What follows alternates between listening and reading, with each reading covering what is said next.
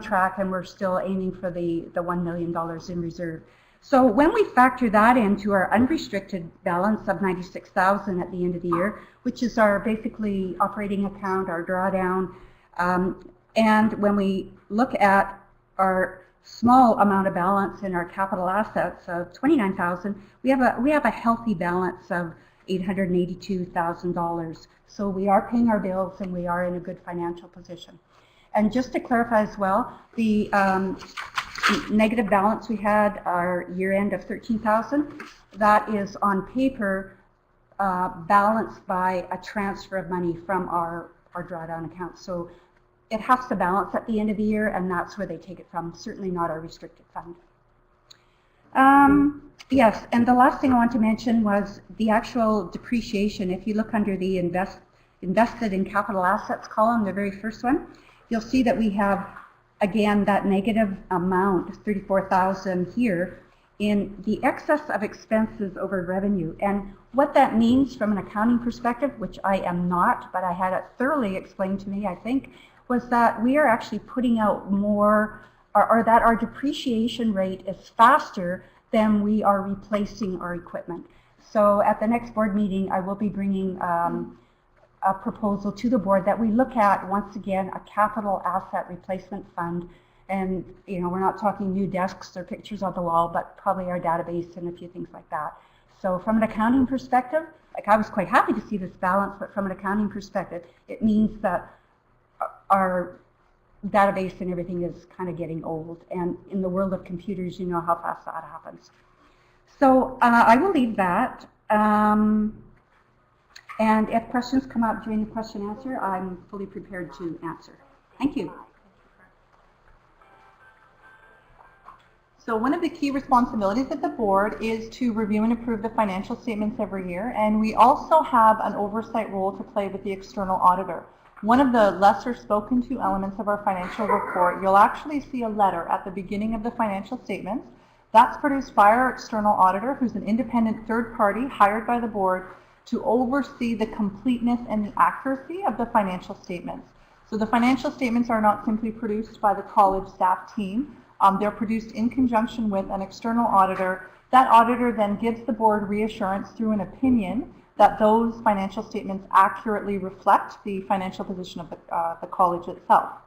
So just wanted to draw that attention. One of the things that the board did do this year, and we spoke to it in the annual report, was spend some time with our external auditor and make sure we understand the roles or the rules and the procedures that they use to go through and to review and assess our financial position every year. So we will be taking questions on the financial statements in just a few moments, but I would ask if a registrant could raise their hand to move a motion to accept the financial statements as approved by the Board of Directors. We've got Laura with her hands. Okay, anybody in opposition? Great, so we'll go ahead and we will accept them. We're getting to Q&A very shortly. And the last piece of business on the formal AGM agenda, and I did these sort of in reverse order, is the minutes from last year. So if there's any errors, omissions, any feedback, anything you'd like to see included or excluded from the minutes, we're always happy to take that.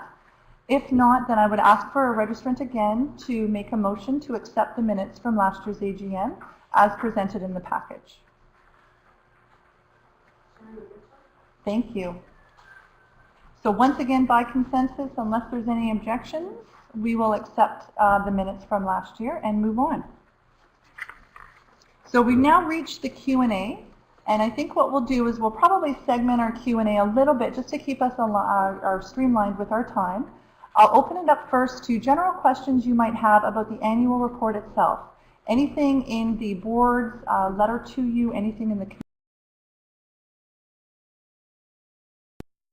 and from there we'll then go into questions on the financial statement.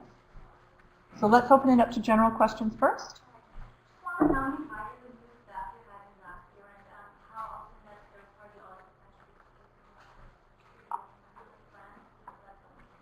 Okay, great. Two questions. I heard how many times are we audited, and I heard staff turnover and questions about the number of hires we've had in the last year. I'll take the financial question and then I'll pass the staffing question over to Fern. She's responsible for that part of it. We are audited annually, so we are required by law to produce annual financial statements. Every time we produce a set of financial statements, we actually have them audited. So we have an ongoing relationship with our auditor and we meet with them annually. And then Fern, I'll ask you to speak to the staffing. We have a fairly low turnover of staff.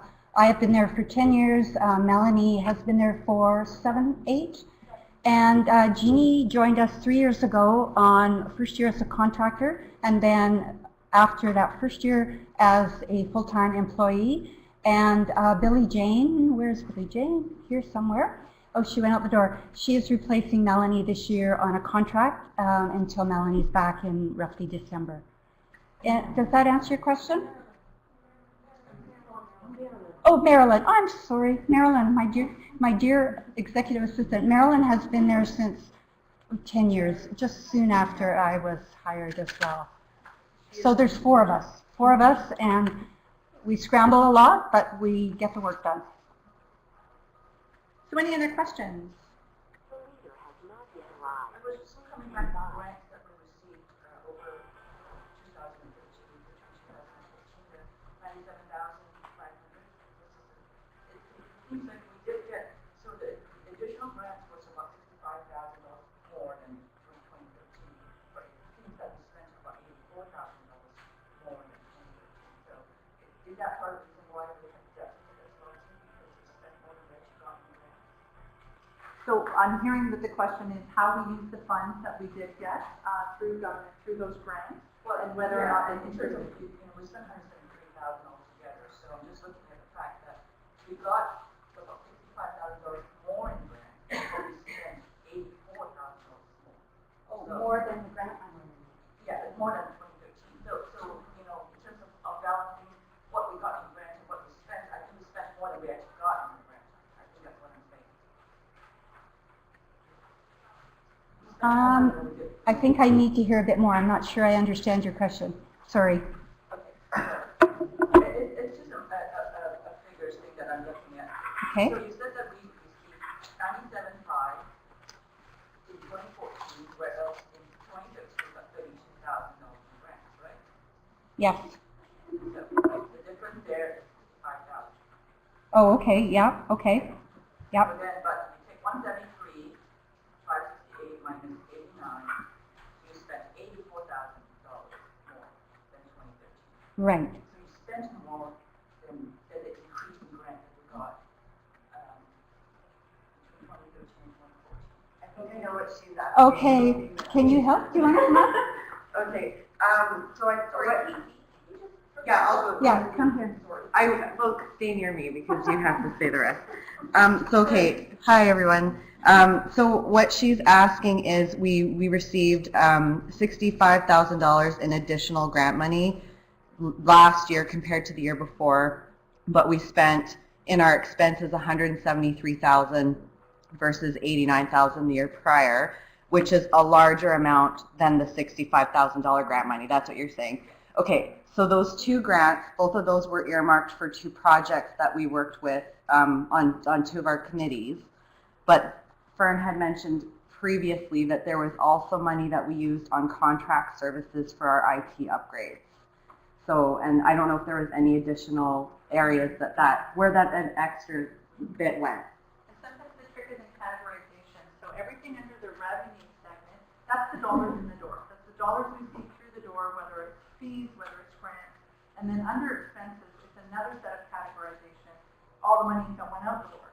That line for contract services would have included some of the funds that we received through the grant, but then went back out to the contractors. That's probably the best way to think about it.